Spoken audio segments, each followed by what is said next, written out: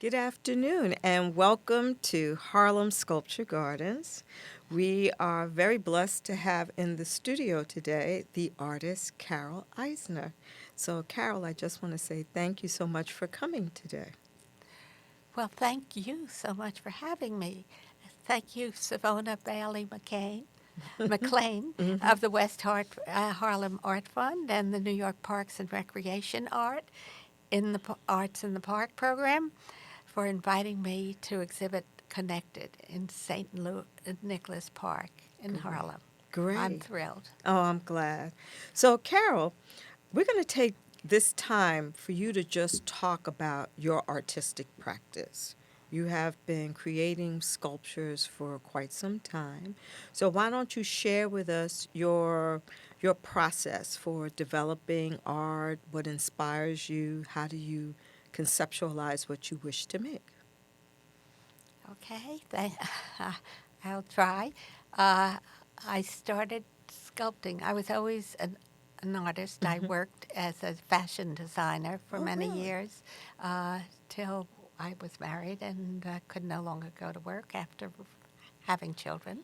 And I started painting. Okay. And so I had a long painting career. I'm still a painter, still work at it. And when we rented a home in Connecticut for the summers, someone asked me if I'd like to learn to weld because she heard I was an artist. So I said, "What's welding?" I had no idea. And she said, "We make sculpture and a small sculpture out of scrap steel." So I said, "I'll be right there." And I went down to the studio where it was a little school, and everyone was around this big table and had little pieces of steel, which they could then weld together with the old-fashioned kind of welding with a flame and everything. And then I figured out how to do that and joined the group.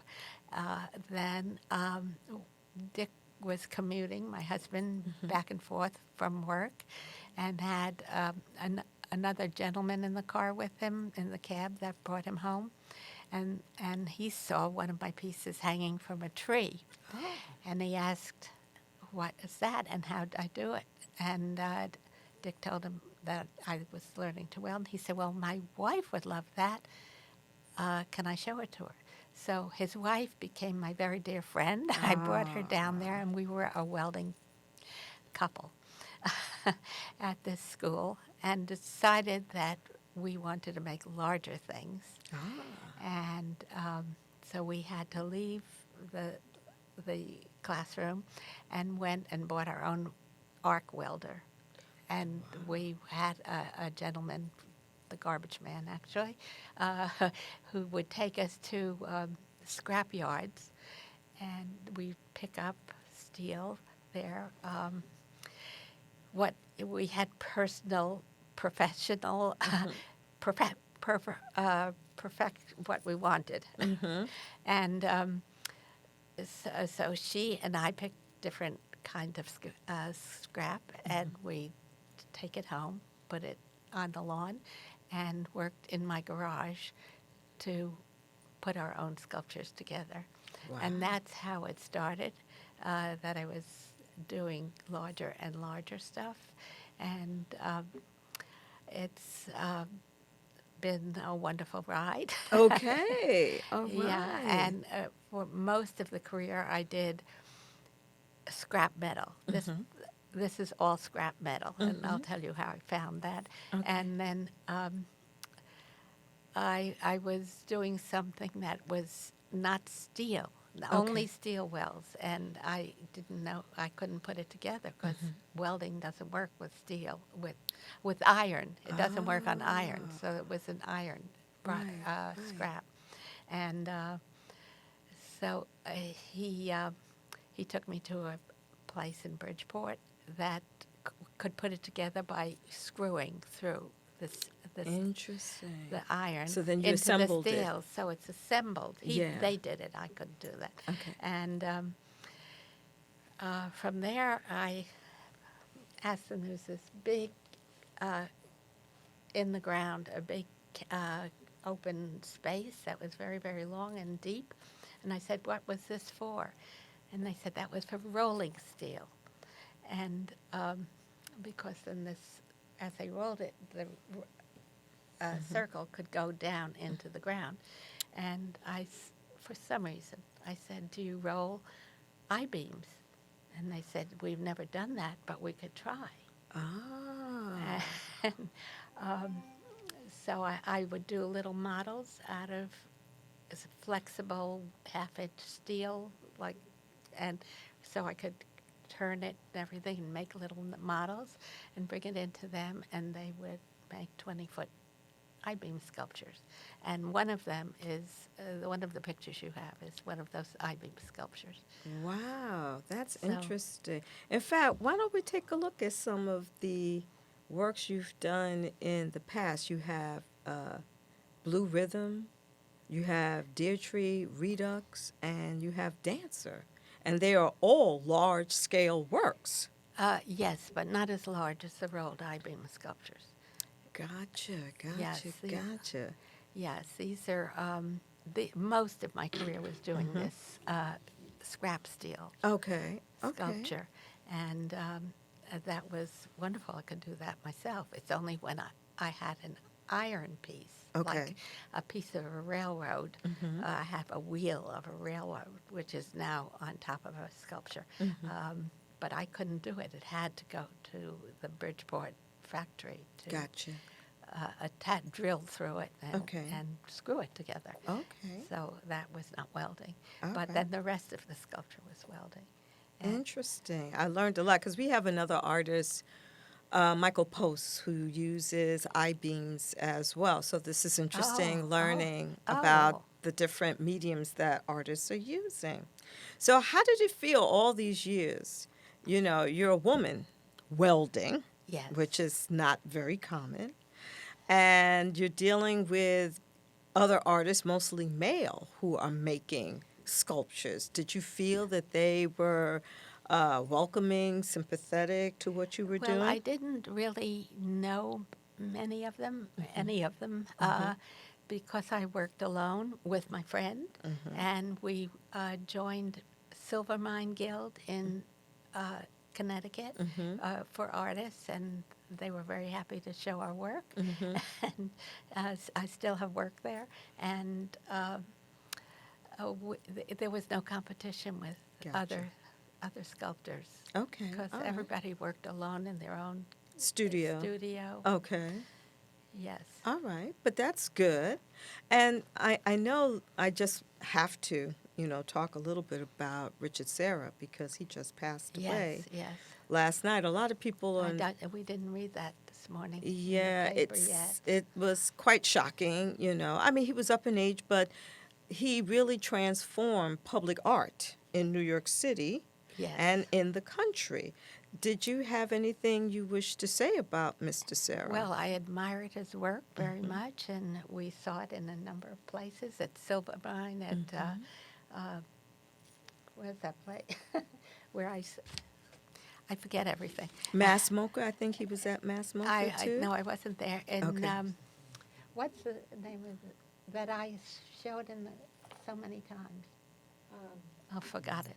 Okay. You saw his work a lot. Yes, and I was very, very impressed with it. The size of it, the weight of it, the Storm King, yes. Storm King. My friend and I would often go up to Storm King to be inspired and to see all the artists, and he was there, Yes, and it was very impressive. very very- impressive. Yes, indeed. So basically, you started off sculpting really as As a fashion designer. yeah, as a fashion designer. I was going to say you took different, turns in your career, and I bet the fashion designing helped you a lot with colors because most of your works have a lot of brilliant colors to them, correct? Correct. Yes. Okay. Yes. And, people don't understand, that you just don't make art in a vacuum. You're influenced by different, inspirations. And do you feel that some of your sculpture, like I think of Dancer. Dancer is a beautiful piece. Yes. And it does have that movement to it of a person. Do you feel that your fashion industry experience helped in the creation of that work? It might have, but I was not referring to my Oh. that background. Oh, tell us. When I did it, I was just seeing what I could do with the metal, how I could make that metal dance, sing, whatever. Okay. Yes, and the color came later on my. I don't have any of those large sculptures painted. For On my Connected? for Connected, and that was maybe one of the first ones I painted. And then you've seen others that I painted, and I think that was from my career as a designer. And maybe my daughter, who is a gallerist now, has her own gallery, was a child ballet dancer at New York City Ballet, and I was used to going to the ballet rehearsals and everything, and watching Balanchine. I sat behind him for the rehearsals, and I think that's where I got the notion of the beauty of movement and of grace of movement. And we're still addicted to the ballet. We have Okay. our tickets. Mm-hmm. And that's a very important consideration on my work Okay. because of the rhythm, the beauty, the movement, the glory of it. All right. Well, With the rolled I-beam sculptures, I think. it links to outdoor, Right. nature, because nature itself is all about movement. It's all about different shapes, different colors. Yes. And so I do see the connection in other ways. And I think that that's a great piece that you do. I like the Deirdre Redux. Can you tell me how you came up with that name? Uh, Redux because I redid it. Oh. It wasn't that big.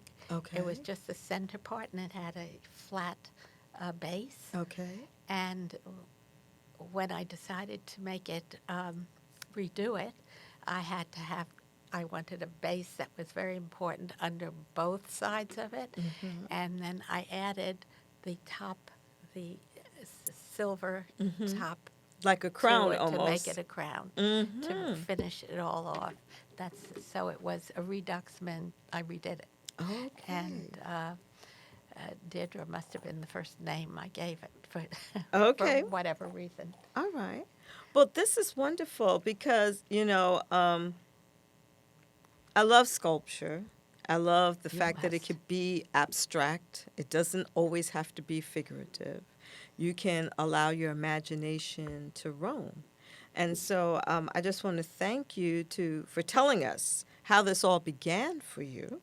And we look forward to seeing your piece Connected this spring in St. Nicholas Park. That'll be wonderful. I'm thrilled to be there. Absolutely thrilled to be there.